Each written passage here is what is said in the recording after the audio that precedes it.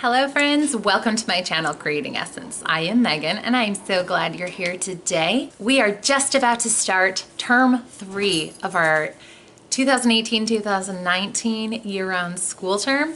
So I wanted to share with you all how it's going so far, how the changes went that we implemented in term 2. If you care to see, I will post a link in the info box below of my recap of term 1 with you, so you can check that out and see what I'm talking about as far as changes and struggles that we had. In general, term 2 went so much better than the first term did. The kids a lot more quickly got back into the rhythm of the daily subjects. We really figured out a way to reorganize the daily rhythm as far as mixing in those group subjects with individual subjects, because that can be kind of tough with the way, especially I have older students doing individual subjects and younger students doing individual subjects. So I don't just have like a math block. I have a 7th grader who sometimes takes an hour to do math, and then I have a kindergarten that sometimes takes 5 minutes. So it's really not an equal time slot there. So we start the day with 2 group subjects. We do ASL, which is American Sign Language, our foreign language. We do that all together, and that works really well for us. It's just a good way to get people thinking. I tell myself that it gets their hands warmed up for the writing. And it's just a fun, like 15 to 30 minute segment working on fingerspelling and vocabulary and conversational skills. After that, we start in on our loop schedule. Now that is something new this term. I talked in my last video about how we really struggled to get those group subjects like ASL, history, science, and health all done every single day. So I decided to try the loop schedule. How that looked for us was we would start with the ASL, nothing really changed about that, but we put it at the front of the day. So that was done, and it was like a warm-up to bring us all together. I know a lot of people who really like to do the morning basket and stuff with that purpose. Morning basket just doesn't really work for us, but ASL for like 20-ish minutes first thing in the morning all together, that does the trick for us. So we do the ASL, and then after that we do one of our big blocks of either science or history. We have found we can cover a lot more content just doing like 45 minutes to an hour of science or history. And then after that, the kids split off and do individual subjects. I usually just find a spot where it seems like a good time. I'll like have 1 or 2 kids pause before moving on to the next subject, and while the others finish up, and then we come back together for either science or health. With the 3 of them, we definitely do history and science more than health. We do each of those at least twice a week. Health, I go for once or twice, but we do a block. And in my lesson planning grid that I do, I only plan 4 days of each of those. And I don't even keep them on a specific day. We just do what's in that little block on my grid for that subject. And then whatever, we cross it off when we're done. And then the next time we come to that subject, we do the next box on there. And it has been working really well for us this past term. I definitely think we will be continuing with the loop scheduling for science, history, and health. And putting ASL at the start of the day also was a great way to get our day started each day. So I think we will continue with keeping that at the beginning of the day each day as well.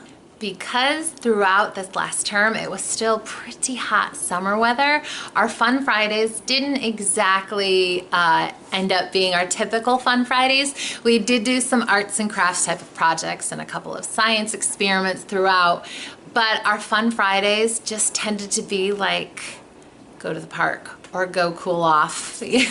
Not anything of like the educational or the field trips we usually do, because those things tend to be outside.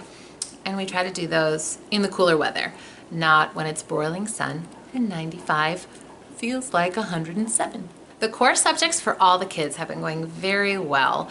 My kindergartner is just astounding me with what he is doing in all his subjects, really. He's picking up on reading and math concepts so well, and he's having a lot of fun. He's already more than halfway done with his math book.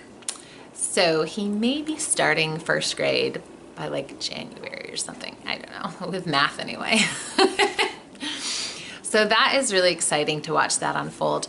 And another change we made this year was with my now third grader. We started all about spelling with her because she was a reluctant reader, and while her reading is just impeccable now and she is reading everything in sight, her spelling is rough. But I have noticed drastic improvements since starting all about spelling. And now we started with level 1, which as a third grader is kind of beneath her. It starts at the very basics.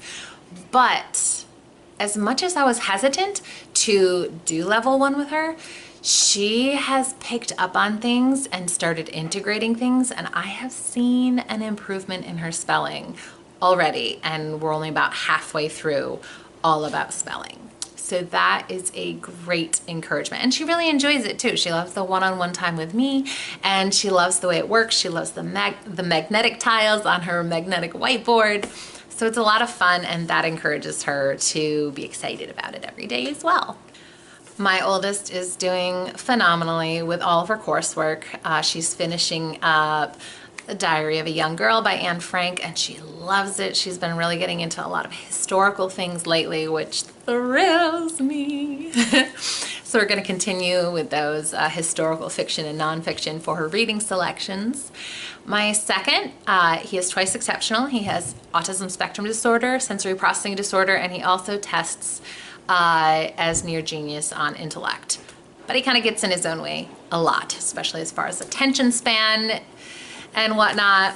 If you saw A School Day in the Life of a Fifth Grader, you saw there was a lot of stimming and getting upset just about looking at a new concept without even trying it.